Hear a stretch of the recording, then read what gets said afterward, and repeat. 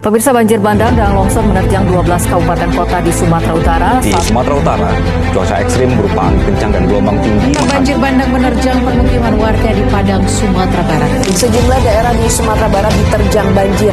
Hujan lebat yang terus mengguyur Kabupaten Biren Aceh sejak kemarin memicu banjir besar di Jembatan di Kota Padang, Sumatera Barat hancur dan putus total. Hujan lebat yang terus mengguyur Kabupaten Biren Aceh sejak kemarin memicu banjir besar di pusat kota. Tercatat 18.211 jiwa atau 4.890 warga terdampak banjir di 13 kecamatan. Dalam beberapa waktu lalu, Pulau Sumatera terus menghadapi bencana lingkungan yang semakin sering dan semakin parah. Contohnya banjir bandang, kebakaran hutan, dan tanah longsor. Bencana ini kembali terjadi di berbagai wilayah seperti Sumatera Selatan, Riau, dan Sumatera Barat. Nah, fenomena ini bukan lagi kejadian alam, melainkan tanda nyata dari krisis ekologi yang sedang kita hadapi.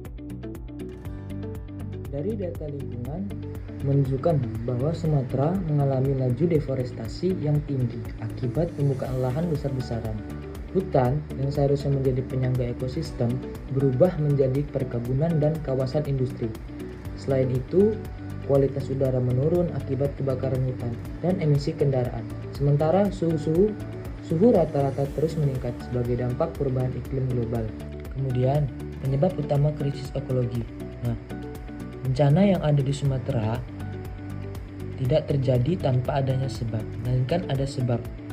Beberapa faktor utama penyebabnya yaitu deforestasi akibat pembukaan lahan dan pembakaran hutan, aktivitas industri yang menghasilkan limbah dan mencemari lingkungan, limbah rumah tangga yang tidak dikelola dengan baik.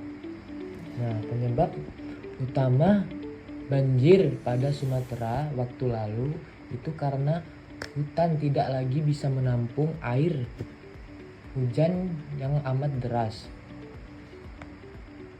Jika krisis ekologi ini terus dibiarkan, dampaknya akan sangat luas. Lingkungan akan kehilangan keseimbangan, ekosistem rusak, dan keanekaragaman hayati terancam punah. Bagi manusia, bencana alam akan semakin sering terjadi, kualitas kesehatan menurun, krisis air bersih meningkat, dan generasi mendatang akan mewarisi lingkungan yang rusak. Selanjutnya, dalam menghadapi krisis ekologi ini, kita tidak boleh hanya menjadi penonton. Setiap individu dan komunitas harus memiliki peran penting dalam menjaga lingkungan. Langkah sederhana seperti mengurangi penggunaan plastik sekali pakai, menanam pohon, menghemat listrik dan air, serta mendukung produk ramah lingkungan dapat membawa perubahan besar bersama komunitas. Kita juga bisa melakukan aksi bersih lingkungan dan edukasi masyarakat, menjaga alam seperti menjaga kehidupan kita sendiri dan masa depan generasi mendatang. Krisis ekologi ialah tanggung jawab kita. Jadi saatnya kita bergerak, bukan menunggu.